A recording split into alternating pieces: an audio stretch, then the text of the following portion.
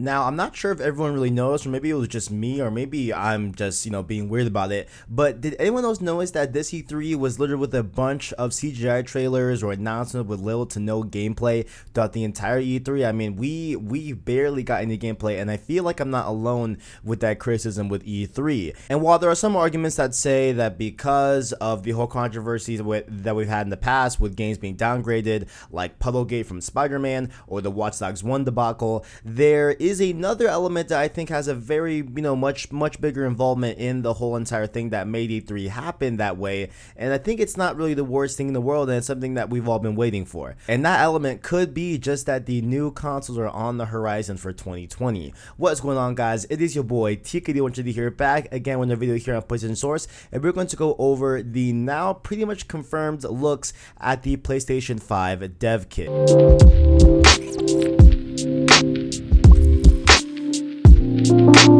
And so this news broke around, I think, last week or the week before, something like that. It was about a week ago, actually, according to this article. And it comes to us from a Brazilian website, and questions began to rise when they labeled a engineer at Sony, the person that allegedly developed this sketch of this actual dev kit. His name is Yasuda Otori. I think I completely butchered that. My apologies. But link, of course, is in the description for anything that I talk about regarding an article, and I'll make sure to let you all know. Links in the description. And so his name was misspelled on the actual picture that they got of the sketch. So that means, a lot of people were definitely, raising questions of the authenticity of these images. However, the timing also, to me, doesn't seem to line up that well, because if you recall back to the PS4's dev kits days when those were getting leaked and everything, those dev kits started to, come out and have images of them around April to July, leading into the November release of the PS4 in 2013. It wasn't a full year behind. And to be fair, those PS4 images were just real actual images of the dev kit, and as far as I'm aware, we don't have any real life pictures of the PS5 dev kit. We do have some renders that people have made based off these sketches, but we don't have a legitimate, here is a in real life look at the PS5 dev kit in a development warehouse right now. So we don't have that, but it is weird to kind of see these sketches so early, and it seems like, there's a lot to do with it. Maybe it's because when we've gone to this PS4, Xbox One generation of consoles, we've definitely seen a longer development time for a lot of games, as opposed to, for example, the same developer having put out 3 of the 4 games in that entire span of PS3, they are only doing 1 or only doing 2. So there's definitely been a slow drip of, high quality games because the development times have been longer for these games. And so it seems like maybe Sony is kind of maybe doing a little compensation for that development time being longer and putting dev kits in the hands of developers at earlier points in the generation. Perhaps maybe that could be why we are seeing these sketches. And it is confirmed, at least by one person, at least by Matt Scott. He is a artist at Codemasters and says that his team already has some PS5 dev kits in the office right now. And so it is pretty much confirmed that, hey, these dev kits are out in the wild. We are just seeing these patents and just seeing these sketches of the PS5 dev kit, but they are pretty much, hey, we have these in-house and we are working on them right now. So, and again, if the PS5 is truly rumored to be out, in November 2020, it is a very, very long time beforehand to, have it over a year in advance to release. So very, very cool to see that they definitely are giving these dev kits out a little bit earlier to people. And of course, not just any people, of course, developers, of these games. And so, if we look at the comparisons also to the PS4 dev kit versus the PS4 when it first launched, we can probably make some interesting, I guess, guesses to how the PS5 might end up looking and what it might take over in terms of aesthetic value, or at least the innards and stuff like that in comparison to the PS5 dev kit. And so honestly, when I first saw these sketches last week, I thought they were fake. I thought this was just like a mock-up. Someone was just trolling. I thought someone was just thinking of, hey, this is what I think conceptually could be the PS5 if it were to come out, and if it was a dev kit, I don't know. I just thought it was just not legit, but then it looks like it is. We again got that confirmation from Matt Scott at Codemasters, and I just thought it looked kind of odd with that massive V in the middle. Like, I know Christian was talking to me about how he feels that could possibly be a place for a stand for the PSVR 2, and maybe they're making a more emphasis on that, saying that, hey, if you buy a PSVR, don't worry about it, you have a nice place to put it next to your PS5. I almost said that really weird, but yeah, like next to your PS5. And so it definitely just looked very odd to me, but no, it is apparently legit. This is true. This is the PS5 dev kit, and clearly by the looks of this dev kit is no joke. It is very big, very bulky, which is not new, because if you of course remember the PS4 dev kit, that one was also big and bulky as well, actually a lot bigger than this one.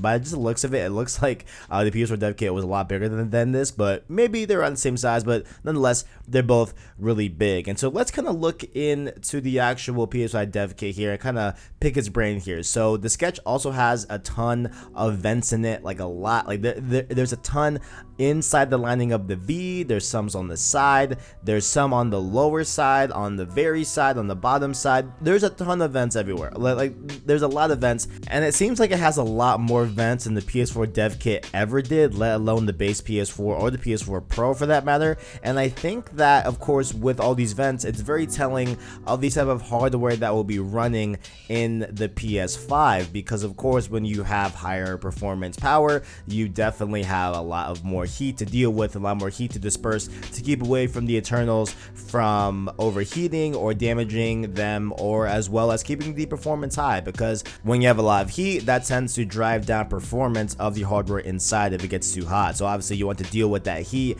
and that's what these vents are for. And it looks like there are some leaks by PC Mag that kind of shed a little light on how much power the PS5 actually have, and why it's warranted that they have all these air vents and these heating things to deal with. And so PC Mag did a little article here, and I'll link it down below in the description. While of course Sony has already came out with their Wired.com article and said that the PS5 already will boast SSD, ray tracing, etc., all that good stuff. We already did the video on that whole article. I'll put that down in the description, hopefully. And so if not, look on the channel, it's definitely up there. And so we have done that video obviously covering that Wired.com interview, but they failed to really talk about the GPU. However, PC Mag does have some leaks that talks about the rumored GPU in the PS5, which is reported to be an RTX 2070 and 2080, somewhere in between those two cards. So it's going to be kind of nestled in there. And if you know anything about GPUs, that is some top level stuff, especially the 2080. I believe both RTX 2070 and the 2080 card do ray tracing, so of course that it's going to be useful for the PS5, as it also boasts ray tracing in its system,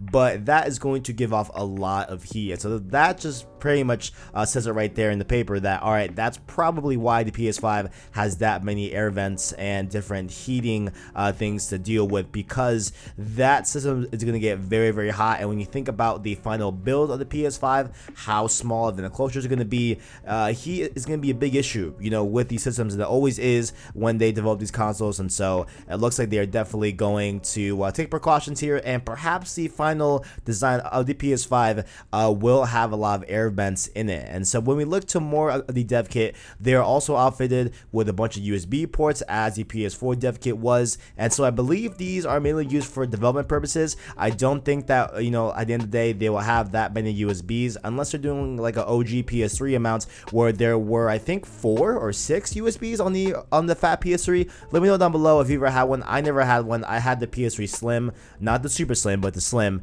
That like nice middle console that was so good. I love that PS3, but that one had 2, and I believe the OG PS3 had 4, but don't expect the PS5 to have that many USBs. I believe there's 5 on screen right here, and I think there's 2 in the back based off the pictures, but don't expect there to be that many USBs in the final build of the PS5. And all the GameStops in the world and all of the brick and mortar places that sell video games and physical copies can probably rest a little bit easy tonight, as their slow descent may be saved by next gen, because it looks like the PS5 dev kit will indeed have a disc drive, I believe a Blu-ray drive, I'm assuming, in the PS5. At least the dev kit does. So it is sporting a little disc drive there, you can see on the front of the device. And so this may be, of course, for development purposes, but I really doubt that they would have a disc drive in the dev kit but then not on the final build. And I feel like, also I feel like we're not there yet to go full digital on games. I feel like we are almost there. I feel like I could definitely see this being the last generation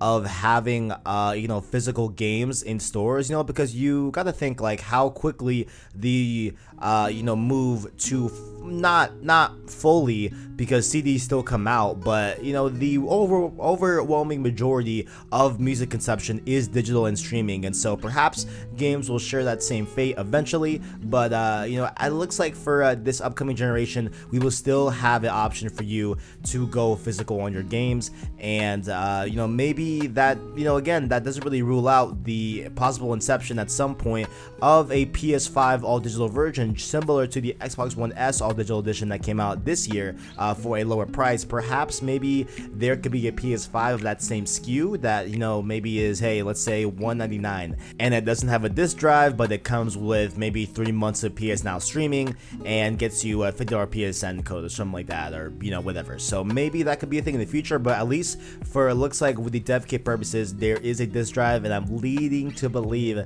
that the at least the day one console will have a disc drive. And so the last point I want to make here on this video is about the V in the middle, right? And no, I'm not just I didn't just reference a Drake line for no reason. There literally is a V in the middle of this dev kit, and so it's lining with a bunch of vents, as we said before. And so could this mean that the PS5 could be called PSV? This is something that Christian brought up to me. I cannot take credit for this whole theory, but this is Christian's theory. I'm just pointing out there, right?